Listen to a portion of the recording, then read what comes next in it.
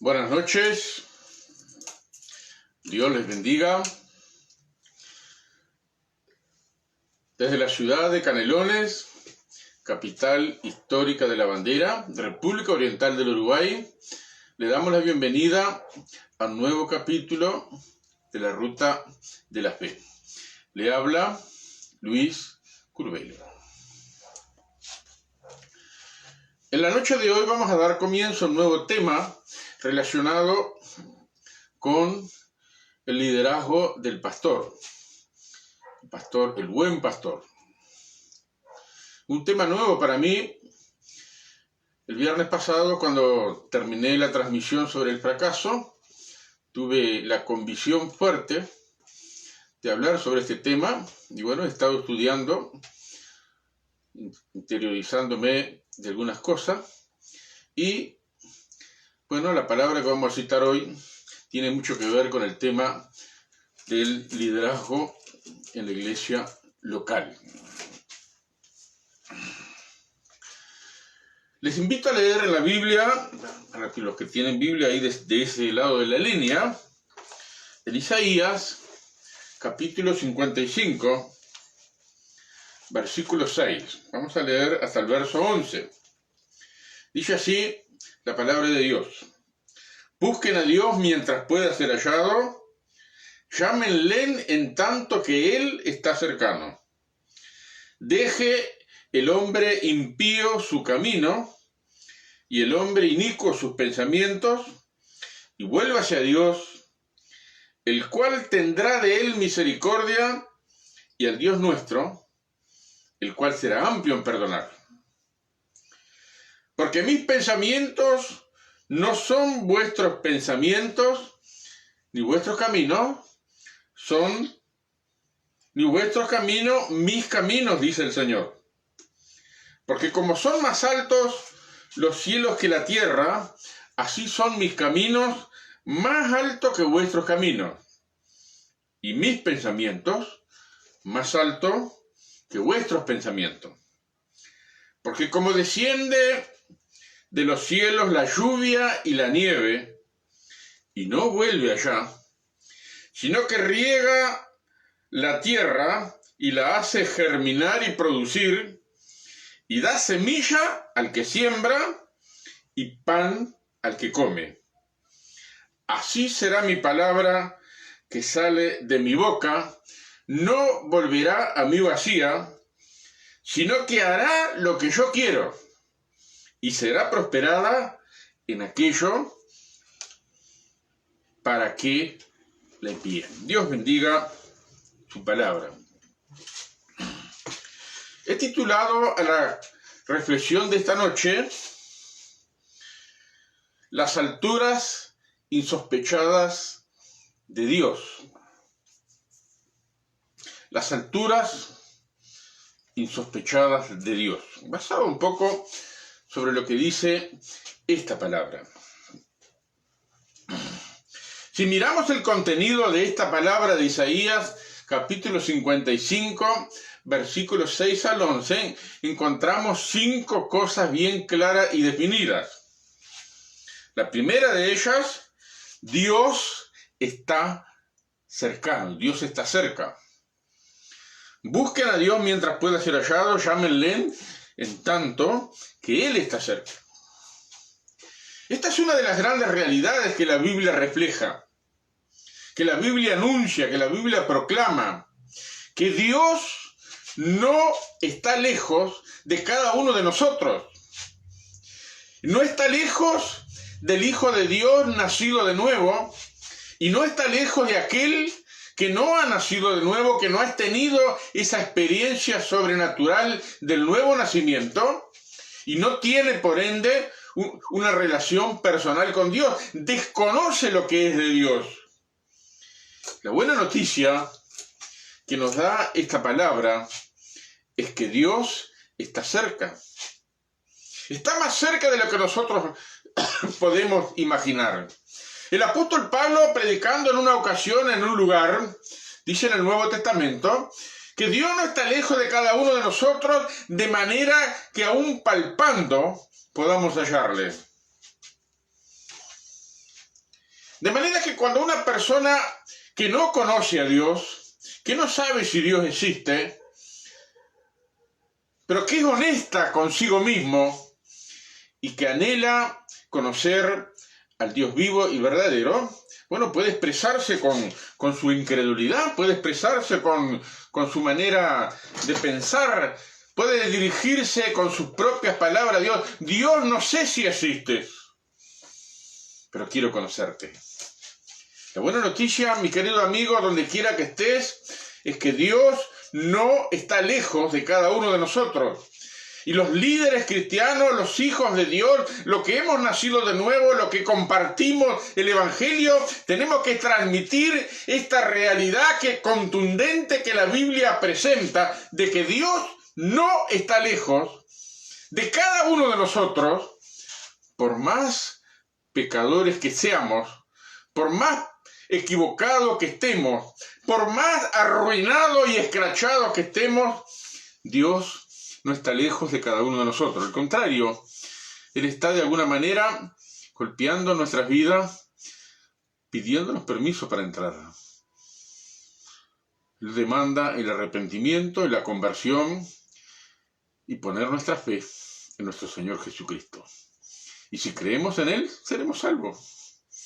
Él no está lejos de cada uno de nosotros. Los líderes cristianos también tenemos que saber que por más pecador que una persona sea, por más miserable que sea, por más degradante que sea su pecado, Dios está cercano a aquellos que no conocen todavía al Dios vivo y verdadero, que se encuentran en el mundo sin Dios, sin Cristo y sin esperanza. Segunda cosa que dice este texto que hemos leído: deje el hombre impío su camino y sus pensamientos y vuelva hacia Dios, el cual tendrá de él misericordia, el cual será amplio en perdonar. A veces los hijos de Dios, los evangélicos, y sobre todo cuando ya hemos aprendido 3 o 4 cositas, que hemos hecho algunos estudios de aquí y de allá, ya pensamos, ya nos sentimos capacitados, ya nos tomamos la arrogancia de decir, bueno, este sí y este no, hacemos descarte, pero Dios, dice la Biblia, que tendrá misericordia y será amplio en perdonar. De manera que podemos preguntarnos hasta dónde Dios es capaz de derramar su misericordia. ¿Hasta dónde Dios es capaz de ser amplio en perdonar?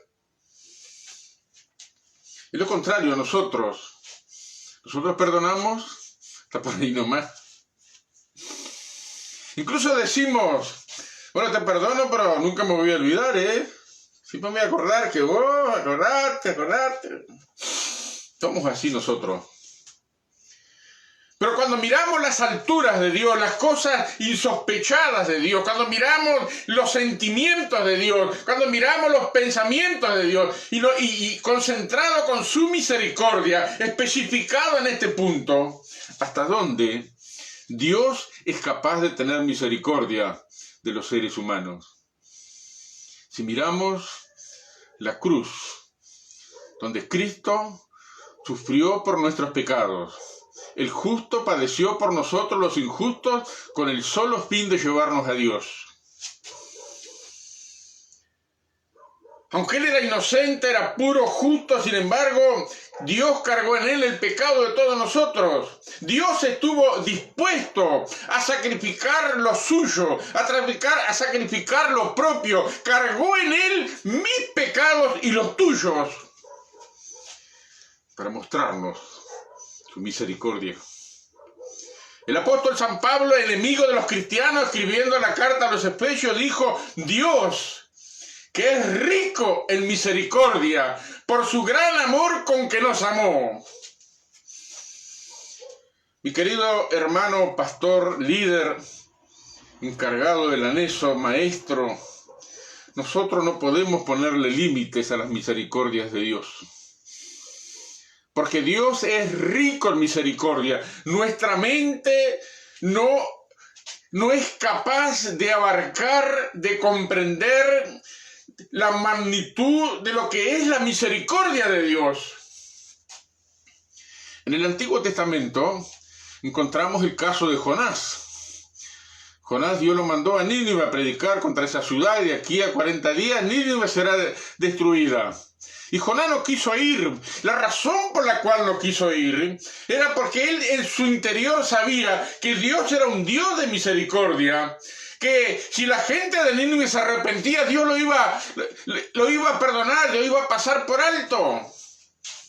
Porque era Dios grande en misericordia, tardo para la ira y gran misericordia. Dios es un Dios de misericordia. Mi querido hermano líder, seamos honestos con nosotros mismos.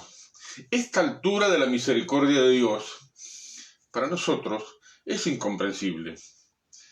De manera que cuando la Biblia dice que nosotros debemos ser misericordiosos, como nuestro Padre que está en los cielos es misericordioso, nos hace un desafío, en cierta medida, por lo menos para mí, para este servidor, escapa mi comprensión. Porque no puedo entender cabalmente, no puedo absorber con mi mente la misericordia de Dios. Sin embargo, a pesar de que no entiendo, estoy disfrutando el hecho de que Dios tuvo misericordia de mí. Y fue amplio en perdonar mis muchos pecados. Y siguió siendo amplio en perdonar, aún siendo un hijocillo nacido de nuevo, que he metido la pata tantas veces. Y cuando vine en arrepentimiento, Dios me extendió el calor y la dicha de su perdón. Dios es grande en misericordia, es amplio en perdonar. Cuando miramos las alturas insospechadas de Dios, tenemos que reconocer que Dios está cerca del pecador más empedernido, del pecador más miserable.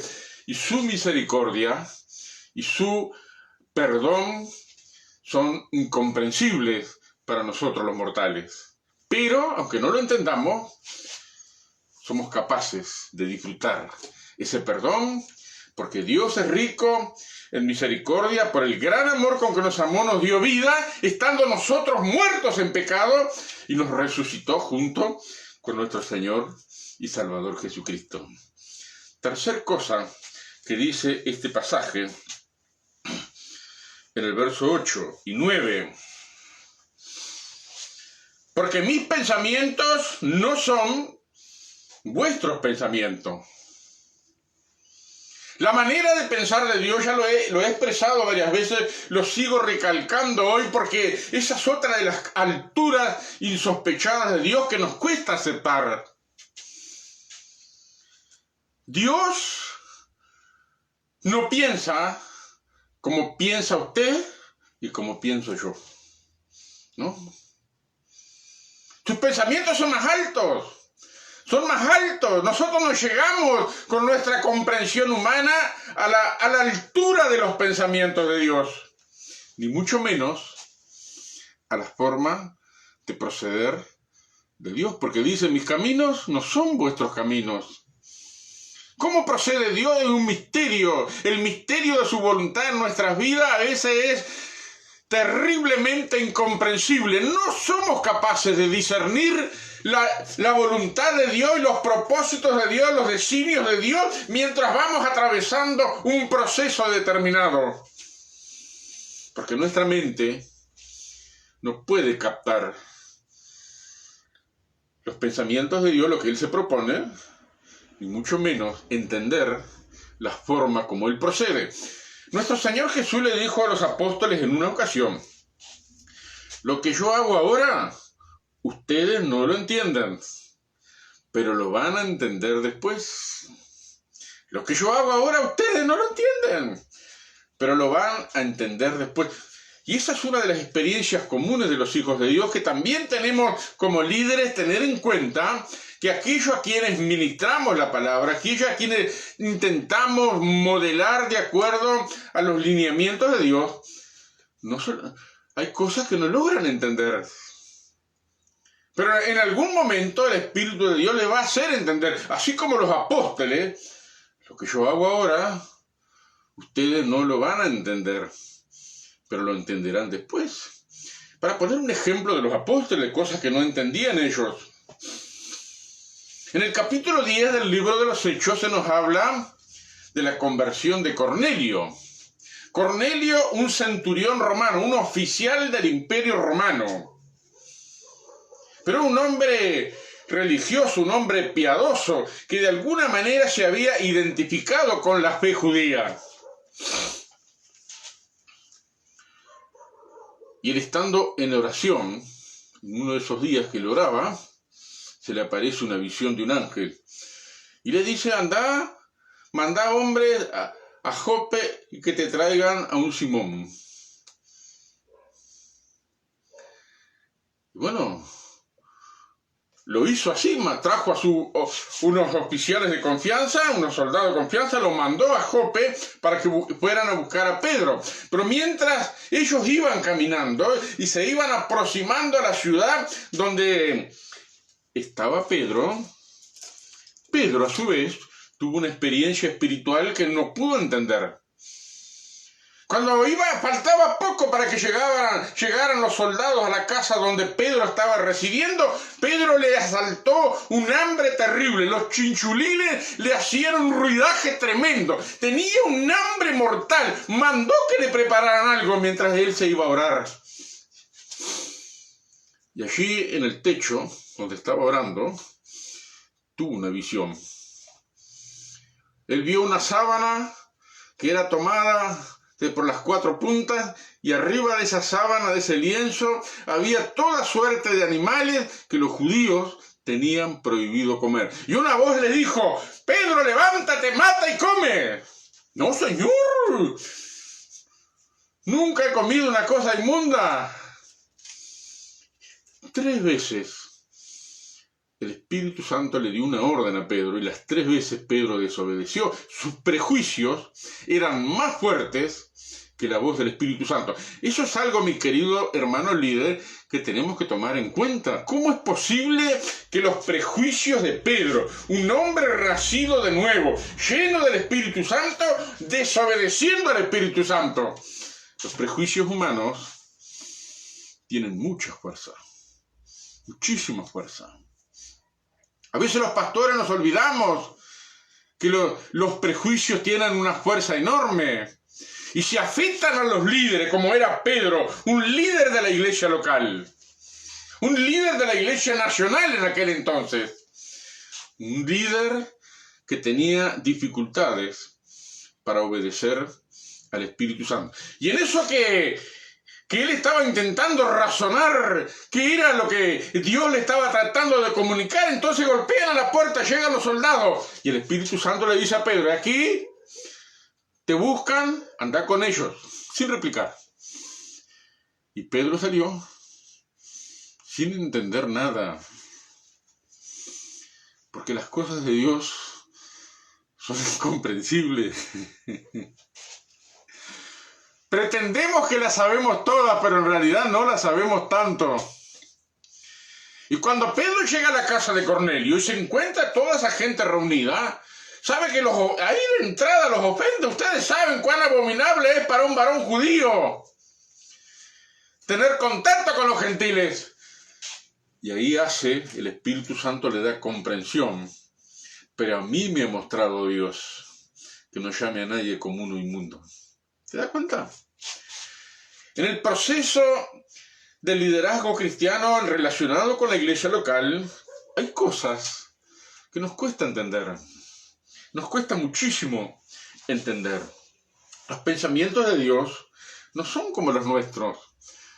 La manera de proceder de Dios no es como la nuestra. Nosotros estamos moldeados por los parámetros institucionales, moldeados por el reglamento, moldeados por los líderes, moldeados por lo que hemos aprendido en el Instituto Bíblico, moldeados por lo que vino fulano de allá de la Gran 7 que nos dijo 3 o 4 cosas, nos moldeó en eso, y uno ya se tiene como algo estático, como si fuera moldeado. Ya no hay más manera de ser moldeado. Pero saben, cuando el Espíritu Santo de Dios nos habla, rompe nuestros moldes. Porque los pensamientos de Dios son más altos. La manera de proceder, la forma como Dios hace las cosas, es incomprensible. Pero como dijo el Señor Jesús a los apóstoles, lo que yo hago ahora, ustedes no lo entienden ahora, pero lo van a entender después. Y leemos varias cosas en el Nuevo Testamento que los apóstoles entendieron lo que Jesús les había querido enseñar. La cuarta cosa que vemos en este pasaje, hemos visto que Dios está cerca. Hemos visto que la altura de la misericordia y del perdón de Dios es tan amplio y tan grande que nuestra mente no logra abarcarlo. Los pensamientos de Dios y la forma de proceder de Dios no es como la nuestra, es más alto. Por eso nos resulta incomprensible, a veces nuestros prejuicios ponen freno al Espíritu Santo. Eso es lo que tenemos que examinarnos. Cuarta cosa, dice el verso 9. El verso 10, perdón. Porque como desciende de los cielos la lluvia y la nieve, y no vuelve allá, sino que dice que riega toda la tierra y la hace germinar y producir, y da semilla al que siembra y pan al que come. La lluvia. Eso es otra cosa incomprensible de parte de Dios.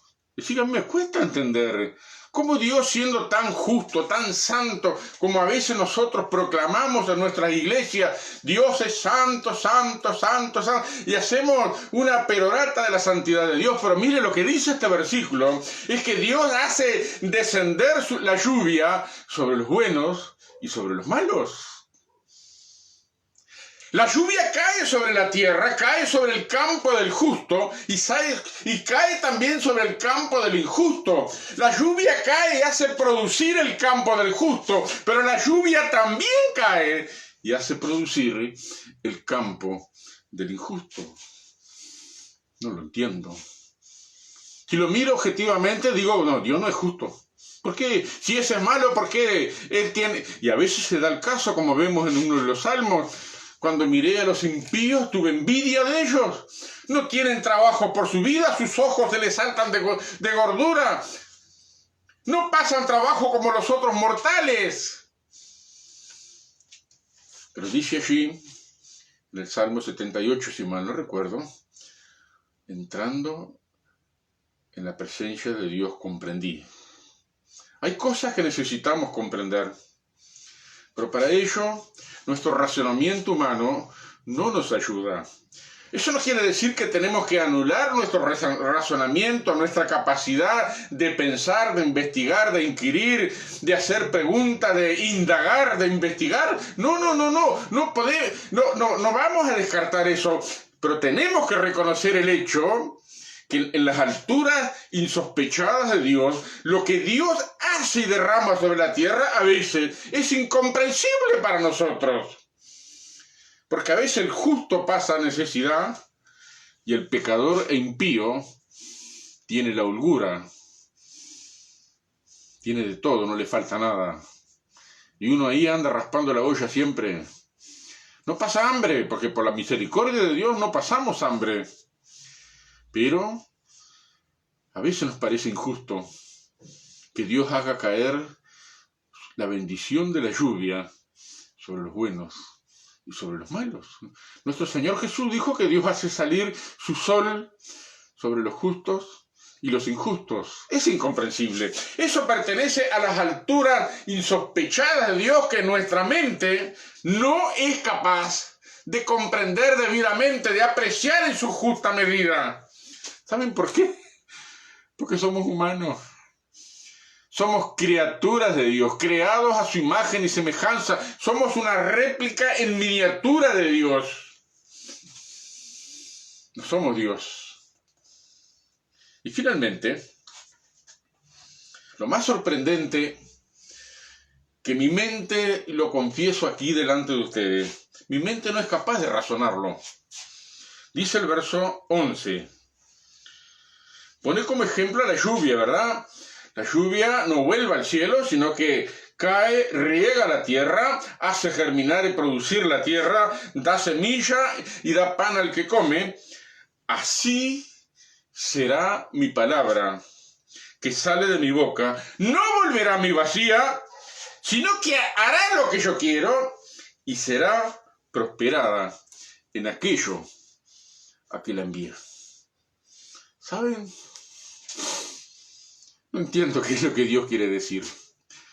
Sí entiendo que la palabra de Dios no vuelve vacía, que Dios envía su palabra siempre con un propósito que no es el que a veces nosotros esperamos, el que a veces deseamos, el que a veces necesitamos según nuestro criterio. Pero dice la palabra, la Biblia, como segura palabra de promesa: mi palabra que sale de mi boca no volverá vacía, sino que será prosperada. Lo más redundante de este versículo es: hará lo que yo quiero. ¿Cómo lo hace? No lo entiendo. ¿Cómo lo va a hacer? Tampoco lo entiendo. Solo me resta tener la fe y la certeza, la certidumbre de que Dios va a hacer como Él dijo. Será prosperada en aquello para lo cual la envié. ¿Saben qué pienso cuando leo este versículo? Pienso en la mujer samaritana. Ya he citado este incidente, pero como es una cosa que admiro del Evangelio de Juan, que Jesús haya hecho un viaje expresamente para encontrarse con una mujer a las 12 del mediodía, cuando el sol partía las piedras, y cuando llegó al pozo de Jacob, allí Jesús se sentó a esperar a una mujer atormentada por la culpa, una mujer discriminada por la sociedad. Pero cuando Jesús inicia el diálogo con ella, le revela cosas que no le reveló a los apóstoles. Eso es sorprendente. A mí eso me escapa a mi comprensión. No lo puedo entender en el sentido de justicia que a mí me han inculcado, en el sentido de santidad que a mí me han remachado. No entra eso de que Jesús le haya revelado a una mujer promiscua, una mujer que le gustaba andar abriendo las piernas, que no podía andar sin macho en el término común uruguayo. Jesús le reveló cosas que no le reveló a los apóstoles. Es tremendo eso. Las alturas insospechadas de las cosas de Dios.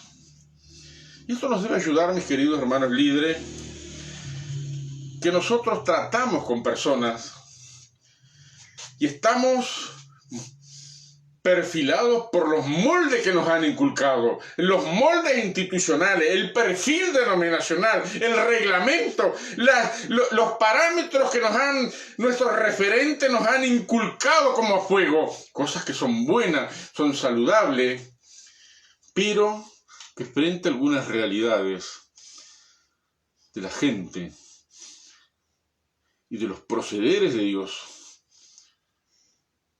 nuestra mente no es capaz de comprenderlo todo.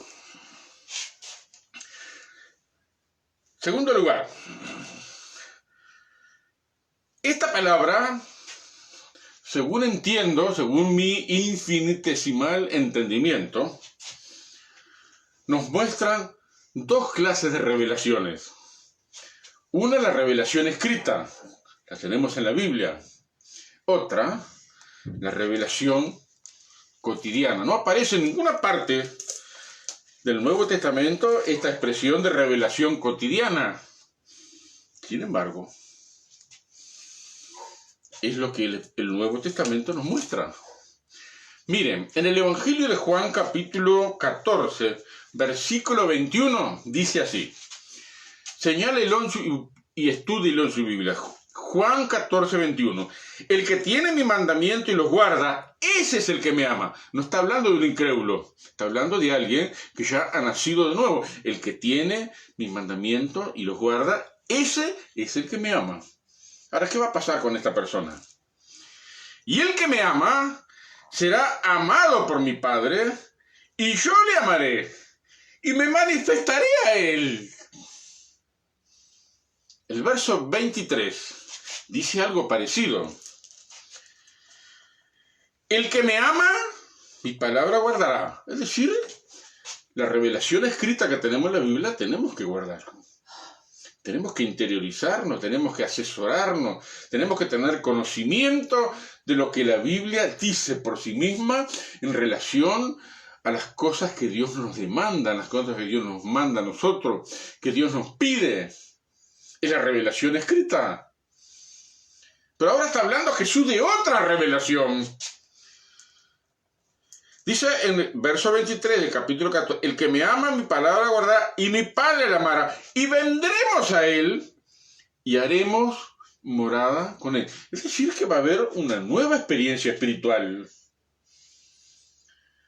Una experiencia en las cuales Dios, de alguna manera, nos transmite su voluntad cotidiana.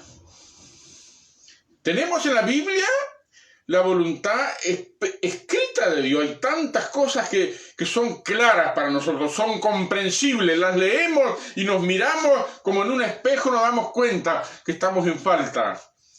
Primero tiene que haber una obediencia a la revelación escrita para que después, en ese proceso de tiempo en el cual el Espíritu Santo ha sazonado nuestras vidas, nos ha hecho madurar, nos ha permitido tener una comunión más profunda con el Padre como resultado de nuestra entrega cotidiana. Entonces, de alguna manera, el Espíritu Santo de Dios nos muestra su voluntad cotidiana, su revelación cotidiana, que está en línea con lo que dice antes.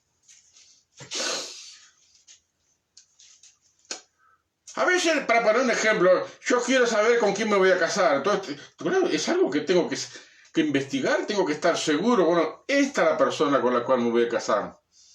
Pero la Biblia no dice con quién nos vamos a casar. No dice. Necesitamos que el Espíritu Santo nos guíe. Y como esto, muchísimas cosas de la vida cotidiana. Pero primero, tiene que haber una obediencia a la revelación escrita. Y cuando Jesús dice, el que tiene mis mandamientos y los guarda, ese es el que me ama. Hemos desarrollado un amor hacia Él en obediencia, en entrega, en sumisión. Entonces, eso va a generar, en algún punto de nuestras vidas, una cobertura mayor de comunión con Dios. Y donde Dios nos va a revelar algunas cosas. Nos va a dar su revelación cotidiana. Tengo un amigo que en el día de ayer me mandó en una pregunta una consulta que hicimos por el Facebook, una pregunta, le hizo una respuesta. Mi amigo se llama Eber Manuel, Pastor Eber Manuel.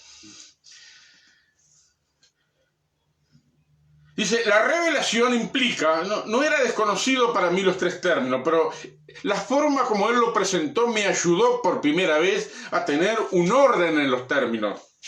Dice así, la revelación de Dios, la Escritura, implica, primero, conocerlo a Él. Ya estuvimos mirando en Isaías que Dios está cerca de nosotros. Conocerlo en una experiencia espiritual, en el arrepentimiento y en la fe, nacemos de nuevo por obra sobrenatural del Espíritu Santo. Lo conocemos a Él y experimentamos su amor y de alguna manera su presencia efectúa una transformación interna en nuestro ser interior. Conocerlo a Él. Segundo, conocernos a nosotros mismos. La clase de persona que somos, lo complicado que somos. ¿No es cierto que a veces hacemos cosas que ni nosotros mismos entendemos? Entonces nos hace mucho bien conocernos a nosotros mismos. Por supuesto que nos vamos a entrar en filosofía porque esto es mucho trabajo. Es entrar en una terminología que en nuestro lenguaje criollo a veces es hasta incomprensible. Yo he comprado un libro de filosofía que la verdad todavía no lo terminé de leer, pero cada vez que lo leo tengo que repasar lo que leo y aprendo algo nuevo, pero con mucha dificultad, porque son una terminología que uno no está acostumbrado a tratar. Pero conocernos a nosotros mismos es fundamental. Es lo que Pablo cita en Romanos 7. Yo no me entiendo, dice por ahí Pablo, Porque mi mente piensa una cosa, pero mi cuerpo siente otra. Yo con mi mente quiero servir a Dios, pero veo algo en mi cuerpo que se revela contra la ley de mi mente y me lleva cautivo a hacer las cosas que yo no estoy de acuerdo. Eso, conocernos a nosotros mismos, es una gran bendición, porque nos damos cuenta de los puntos flacos que tenemos, de nuestras limitaciones, de nuestras dolencias y de nuestras carencias. Y nos ayuda a fortalecernos en el Señor y en el poder de su fuerza. Y finalmente, el pastor Eber Manuel citó en el tercer punto que la revelación también implica no solo conocer a Dios, no solo conocerme a mí mismo, sino también implica conocer los planes y el propósito de Dios para mi vida en el día de hoy. Y aquí es donde necesito que el Espíritu de Dios me guíe. Yo necesito tener la certeza de parte de Dios de cuál es el propósito específico por el cual estoy parado acá donde estoy. Por el cual estoy parado en la iglesia local. No es para hacer lo que a mí me gusta, sino para hacer aquello que Dios ha designado en su santa voluntad. Finalmente, vivamos bajo el régimen nuevo del Espíritu Santo. En algún momento he citado algo acerca de la carta a los romanos. Es una pena haber comprobado que muchos líderes no tienen mucha idea de lo que trata Pablo en la carta a los romanos. Pero en la carta a los romanos, a grandes rasgos, Pablo cita que tanto judíos como gentiles están perdidos y la salvación es puramente por la fe en el Señor Jesús. Somos salvos y justificados por medio del Señor Jesucristo. Pero después llegamos al capítulo 6 que habla del bautismo. Allí dice que el bautismo es algo simbólico en el cual al estar sepultados bajo las aguas, de alguna manera la Biblia dice que estamos muertos con Cristo. Y luego llega el capítulo 7, del versículo 1 al 6 de Romanos, donde pone como ejemplo Pablo a la mujer que si se separa del marido mientras el marido vive, adultera. ¿Cuál es el mensaje? El divorcio, no señor. El mensaje que está dando es que la ley mosaica tiene vigencia mientras uno está vivo, pero al estar muerto, ya la ley mosaica no tiene más competencia sobre el ser humano, porque estamos muertos con el Señor Jesucristo. Entonces Pablo termina allí en el verso 6 del capítulo 7. Así que sirvamos bajo el régimen nuevo del Espíritu y no bajo el régimen viejo de la letra, la ley mosaica. Y en ese régimen nuevo del Espíritu nunca vamos a terminar de aprender, porque todo el Nuevo Testamento habla del Espíritu Santo y toda nuestra vida, desde que nos convertimos, desde que nacemos de nuevo, hasta que partimos a la eternidad o cuando venga Cristo, vamos a estar bajo la supervisión del Espíritu Santo. En Primera de Corintios, y con esto voy a terminar, Primera de Corintios capítulo 2, versículo 11, el apóstol San Pablo hace una pregunta a los corintios. Me llama la atención que sean los corintios a quienes Pablo le haga esta pregunta. Gente que vivía de la noche, eran gente que se habían convertido, habían salido de ese ambiente y habían tenido que adaptarse ahora a las nuevas realidades y las demandas del Evangelio. Y Pablo le dice así, capítulo 2 de 1 Corintios, verso 11.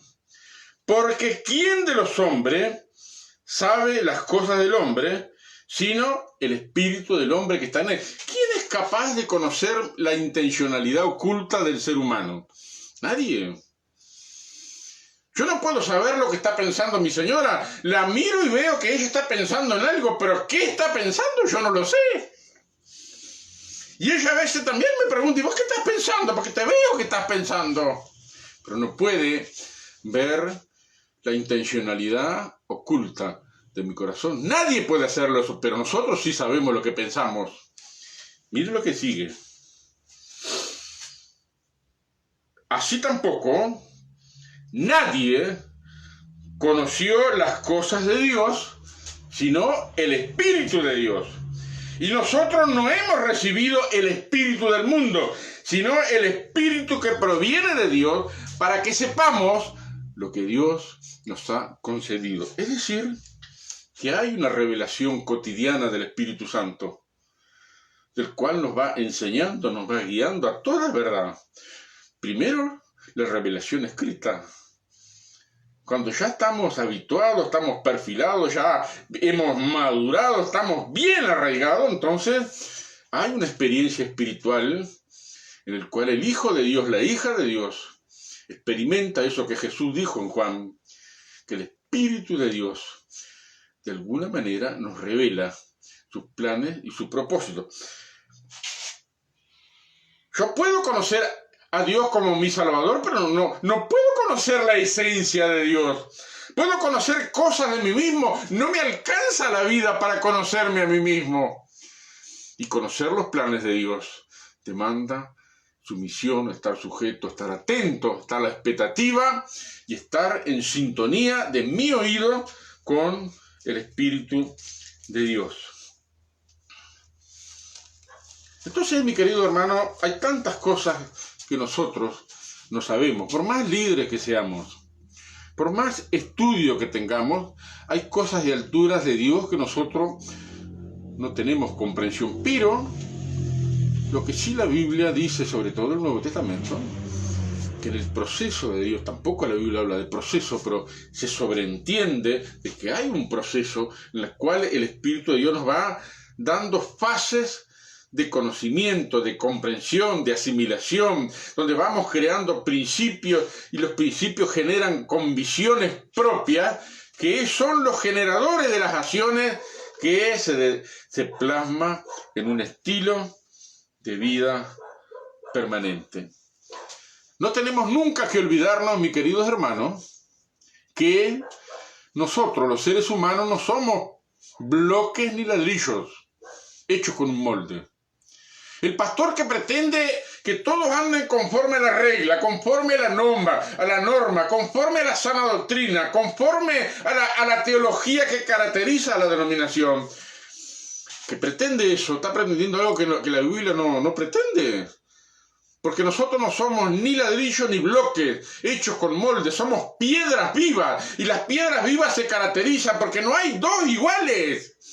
Y el que trabaja, el escultor que trabaja en nuestras vidas, es el Espíritu Santo de Dios, en plena comunión con la iglesia local, con nuestros pastores. Pero los pastores tenemos que pensar con toda seriedad y honestidad que las almas no las moldeamos nosotros. Nosotros plasmamos algunas cosas, volcamos cosas, somos referentes, somos ejemplo.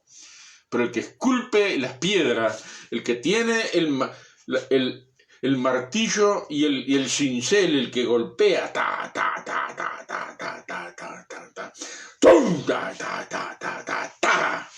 es el Espíritu Santo de Dios. Cosas insospechadas de las alturas de Dios que nos cuesta asimilar, comprender y dominar. Termino diciendo que la revelación escrita nosotros la dominamos bien. La hemos estudiado durante tantos años, seguimos estudiando y leyendo la Biblia, leemos libros, hacemos cursos, nos capacitamos en algunas cosas. Nunca vamos a comprender todo, pero dominamos bastante de esto. Lo que no podemos dominar son las cosas que vienen de parte del Espíritu de Dios. Entonces tenemos que seguir las directivas del Espíritu de Dios. Vuelvo a repetir, con esto termino. Así que sigamos el régimen nuevo del Espíritu y no el régimen viejo de la letra. Está hablando de la ley mosaica, no está hablando de la letra que está en la Biblia. La ley mosaica.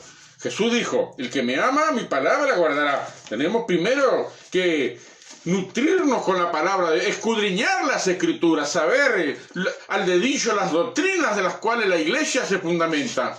Pues llega un momento en que vamos entrando en una intimidad mayor con Dios y el Espíritu Santo nos revela, nos moldea y todo eso lo volcamos en la iglesia local. Que Dios nos permita meditar en estas cosas, examinarnos a nosotros mismos, hacer un alto en el camino para evaluar y mirar, ver dónde estamos parados y tener en cuenta que como Pedro a veces nosotros manejamos las congregaciones con nuestros prejuicios, los prejuicios que nos han inculcado por tradición, que la tradición no es mala, pero lo malo de la tradición, ¿sabe qué es? Que marcamos el presente con las tradiciones del pasado. Cuando en realidad, en los desafíos del presente, tenemos que seguir las directivas del Espíritu de Dios. Que Dios nos visite y haga prosperar nuestras almas a lo largo y ancho de la República Oriental del Uruguay. Que cada iglesia, en cualquier lugar del punto del país, sean llenas del Espíritu Santo. Nos vemos en la próxima edición de La Ruta de la Fe, el próximo viernes, continuando con este tema. Dios les bendiga. Chao.